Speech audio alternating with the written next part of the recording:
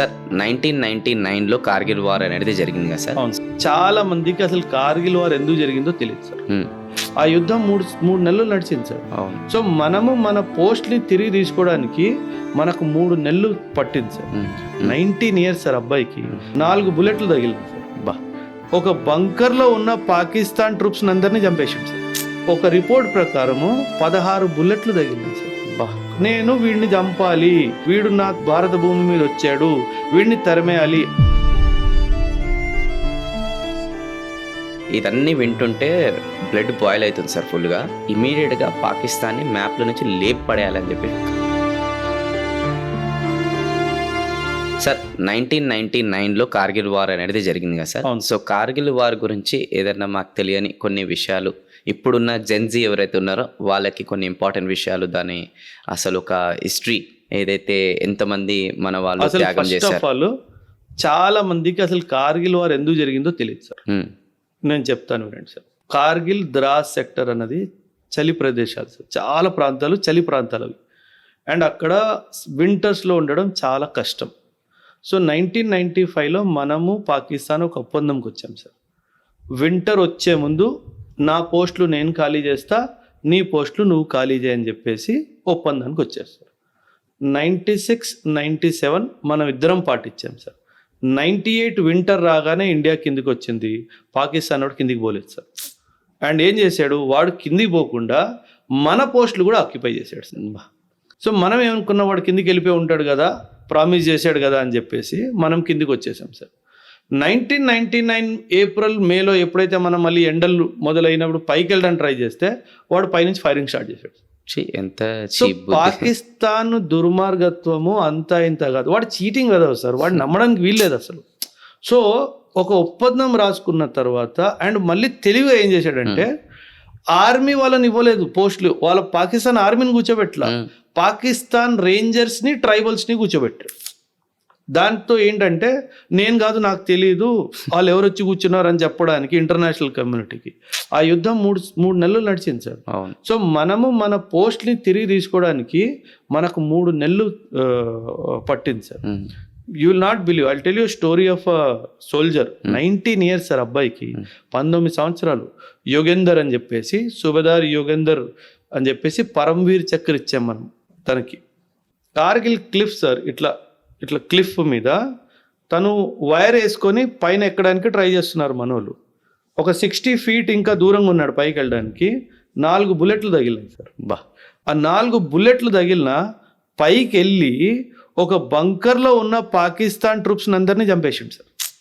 And తర్వాత ఈయన వెనకాల మిగతా వాళ్ళందరూ పైకి ఎక్కి, వీళ్ళు మిగతా వాళ్ళు పైకి ఎక్కుతున్నప్పటికీ రెండో బంకర్లోకి వెళ్ళి రెండో బంకర్లో ఉన్న వాళ్ళందరూ కూడా చంపేసాడు సార్. బా. ఒక్క మనిషి వయసు ఎంత, 19.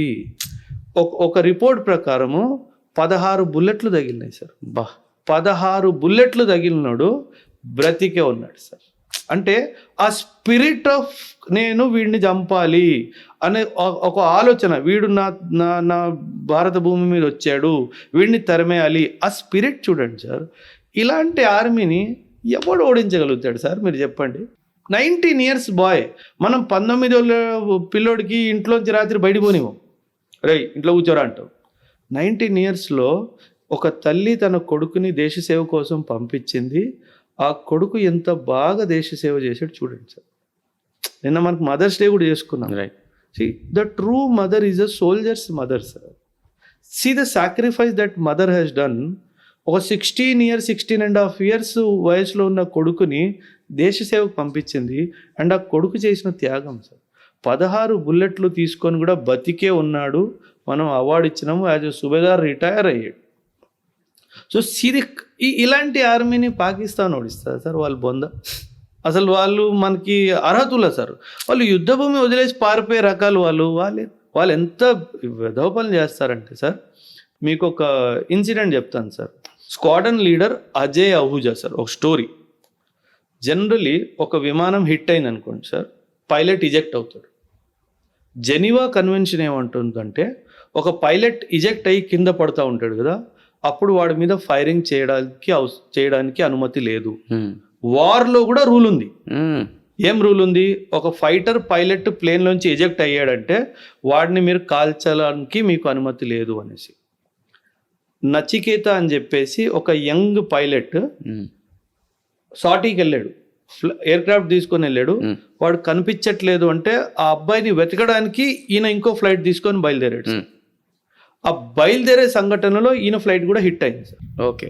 సో ఈయన కింద పడుతున్నప్పుడు బుల్లెట్ షాట్స్ కొట్టారు సార్. బా, అంటే వీళ్ళకి ఎథిక్స్, వాల్యూస్, క్రమశిక్షణ, ప్రొఫెషనలిజం ఏదీ లేదు సార్. అండ్ వీళ్ళు మనకి నేర్పించేది ఏంటి సార్? అంటే ఇప్పటి వరకు అంటే జనరల్గా కొన్ని ఇన్సిడెంట్స్ మాత్రమే మా లాంటి కామన్ పీపుల్కి తెలుసు సార్. ఇప్పుడు మీరు చెప్పే ఇన్ని గణం ఇన్సిడెంట్స్ అసలు 1% కూడా తెలియదు, కామన్ పీపుల్కి చాలామందికి తెలియదు. ఇదన్నీ వింటుంటే బ్లడ్ బాయిల్ అవుతుంది సార్ ఫుల్గా. రెండోది వచ్చేసి ఏంటంటే ఇదన్నీ వింటుంటే ఇమీడియట్గా పాకిస్తాన్ని మ్యాప్లో నుంచి లేపు పడేయాలని చెప్పి భయంకరంగా ఫీలింగ్ వస్తుంది సార్. అవును, అంటే వీళ్ళు అంటే ఎంత వేసిన కొడుకులు అనేది అర్థమవుతుంది అసలు. అంటే మీరు ఇండియన్ ఆర్మీలో ఉన్నారు కాబట్టి అంతగానం ఇవి డీప్ గా చూసారు. ఆర్మీలో ఉండడం కాకుండా నాకు దీని మీద విశ్లేషించడము, బుక్స్ చదవడము, రీసెర్చ్ చేయడము నాకు ఇష్టం సార్. 1971 అనుకుంటాను సార్, ఒక వార్ ఇన్సిడెంట్ చెప్తాను సార్. గోర్ఖా ఆఫీసర్ ఇయాన్ కార్డోజో అని చెప్పేసి మేజర్ జనరల్గా రిటైర్ అయ్యారు. తను ఒక మైన్ మీద తను కాలు పెట్టాడు సార్, కాలు బ్లాస్ట్ అయింది. నేను బ్యాటిల్ ఫీల్డ్ చెప్తున్నాను మీకు. అదే డాక్టర్ వచ్చి ఆ కాల్ని కట్ చేయాలి, డాక్టర్ కట్ చేయలేకపోతున్నాడు. ఈయన గోర్ఖా ఆఫీసర్, గోర్ఖా వాళ్ళ దగ్గర కుకరీ ఉంటుంది సార్. కుకరీ మీకు తెలిసి ఉండొచ్చు, కత్తి లాంటిది ఒకటి ఉంటుంది, కుకరీ అంటారు. తన కుకరీ తీసుకుని తన కాలు ఆయనే నరికేశాడు. And see the spirit of that person. మనకు చిన్న చీమ కుడితేనే 3 గంటలు దాన్ని రాసుకుంటూ గీసుకుంటూ కూర్చుంటాం, 10 మందికి చెప్పుకుంటాం 10 మంది చెప్పుకుంటాము. సో ఆయన ఆయన ఆయన కుక్కరీ తీసుకొని ఆయన కట్ చేసి now you banded it up అన్నాడు. He was the first physically handicapped officer to command a unit. Colonel అయ్యాడు, బ్రిగేడియర్ అయ్యాడు, మేజర్ జనరల్గా రిటైర్. సో ఇలాంటి ట్రూప్స్ ఉంటే మనల్ని ఎవడు ఓడించగలుగుతారు సార్? ఇంకా మనకి ఇప్పుడు మనకు స్టోరీస్ ఇంకా రావట్లేదు, ఇంకా జరుగుతుంది కాబట్టి. పహల్గామ్ తర్వాత ఇన్సిడెంట్ ఒక్కసారి ఇది ఆగనివ్వండి, మనకి కథలు వస్తాయి సార్. అంటే ఎవరు ఎట్లా పోరాడారు అన్నది కథలుగా మనకి వినిపిస్తాయి సార్. సో నా ఉద్దేశం ఏంటంటే సార్, మన యూత్కి మన ఆర్మీ అచీవ్మెంట్స్ గురించి ఇవి స్కూల్ బుక్స్లో ఉండాలి, ఇవి వీళ్ళకు కంపల్సరీ సబ్జెక్ట్స్లా ఉండాలి అన్నది నా ఆలోచన సార్. మీరేమంటారు? 100% కాదా సార్, 200% ఉండాలి. ఎందుకంటే ఇప్పుడున్న జనరేషన్కి అసలు చదువుకుంటారా బాబు అంటే పెద్ద కష్టపడుతున్నాను అని ఫీల్ అయిపోతున్నారు. ఓకే. అండ్ రెండోది ఏదైనా చిన్న ఇంట్లలో అవి ఇవి పళ్ళు చెప్తే పళ్ళు చెప్తున్నారు ఫుల్ ఫీల్ అయిపోతున్నారు. ఏదైనా చిన్న కష్టం వస్తే డిప్రెషన్కి వెళ్తున్నారు. ఇంకా కొంచెం చిన్న కష్టం అనేది కొంచెం ఆ రేంజ్ పెరిగితే సూసైడ్ చేసుకుంటున్నారు. అట్లాంటిది ఇప్పుడు మన ఇండియన్ ఆర్మీ ఏ విధానంగా అయితే ఇప్పుడు దేశం కోసం ఏవైతే ఇవన్నీ చేస్తుందో అదే గనక టెక్స్ట్ బుక్ లో ఒక సిలబస్ లాగా వస్తే ఎంతో మంది స్టూడెంట్స్కి ఒక పెద్ద మోటివేషన్ అనమాట ఇది. అండ్ జీవితానికి ఎన్ని ప్రాబ్లమ్స్ వచ్చినా కూడా ఇగో వీళ్ళు చూడు ఎట్లా ఫేస్ చేసిరని అది ఎగ్జాంపుల్స్గా తీసుకొని ఎంతో మంది స్టూడెంట్స్ ముందరికి వెళ్ళి గోల్స్ని అచీవ్ చేయొచ్చు. 200% యాడ్ చేయాలి నేనైతే.